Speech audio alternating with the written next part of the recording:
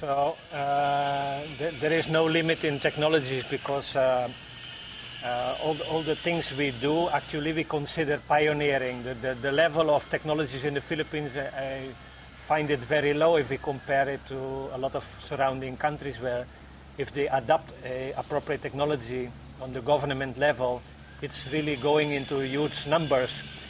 When we did the ASDEN Award, for example, competition, we were able to win an award because of the whole program around it with the training of the technicians, the local spare parts, but not in terms of numbers because the people from India, they talk about 50,000 biogas plants. In Vietnam, they talk about 150,000 biogas plants. And in the Philippines, we do maybe with our foundation, we do 5 a year, then we are already happy. So a lot has to be done in developing really the technology itself rather going into massive production. So that's why we concentrate on R&D. So we still have a lot of plans for new things. We are working, for example, on a coffee roaster. We still have to finish the windmill.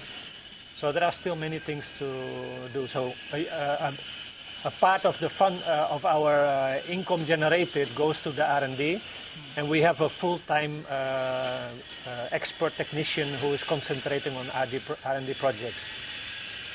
You mentioned that the technology that you develop, these are freely transferred to the communities that you help. But is there a way of protecting also these innovations that you create so that, you know, protect patents and all that? What do you think of that? And how does this aid protect the innovations that you develop? It's a little bit, we had difficulty in deciding, as I said, our flagship technology is the RAM pump. We really have a model which competes in terms of efficiency and volume with the commercial ones, and we are much, much cheaper. And it comes with the whole package around it, which those RAM pumps don't have. So we want to, our objective is to reach farmers. We are not a business who wants to produce RAM pumps and make a big profit. So our purpose is to provide water drinking to upland communities or irrigation water with the bigger pumps. So in that way, it looks like we did the patent for this RAM pump because we worked on the model for let's say 20 years. So it looks an irony that it has a patent because it will not help spread really fast the technology. But we wanted to have a control over the quality. So we will allow people to install it. We even help them. We even allow them to make profit with the installations. As long as we can produce the RAM pump, we don't think there is a space for many manufacturers in the Philippines. And one manufacturer would be enough. And there is still profit, or it can still be done in a sustainable way by installation teams. So that's why we decided to patent it, because there were already 2 people in Guimaras and Mindanao who just started to imitate our pump, and those didn't work.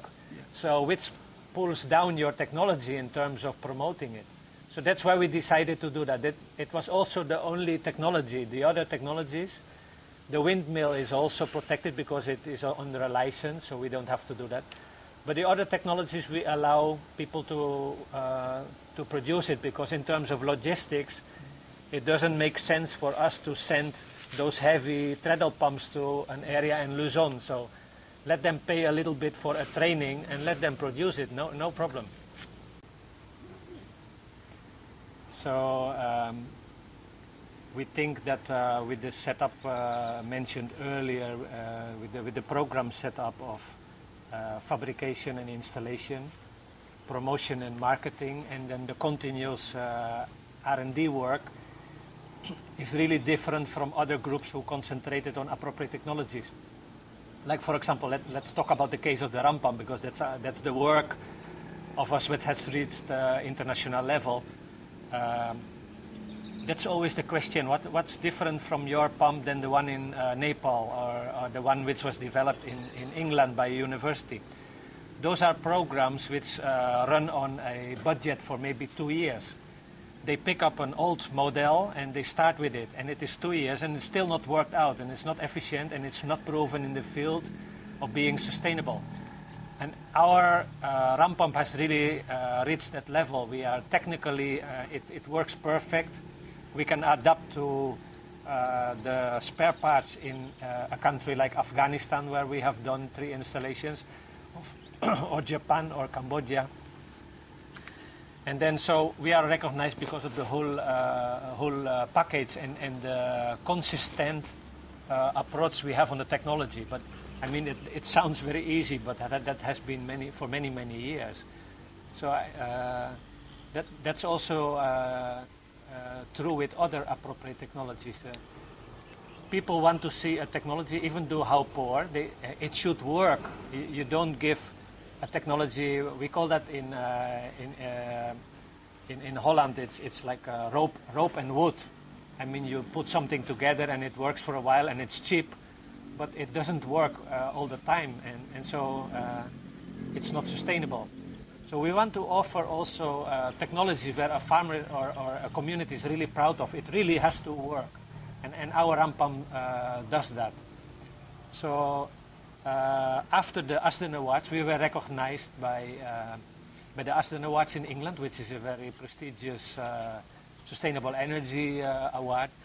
So the award was given by Al Gore, and we visited Prince Charles, and after that we put this on the web, and we have been doing press coverage very much on that, also on international websites. So it has reached the level of interest from 25 different countries, really, on the ramp pump technology.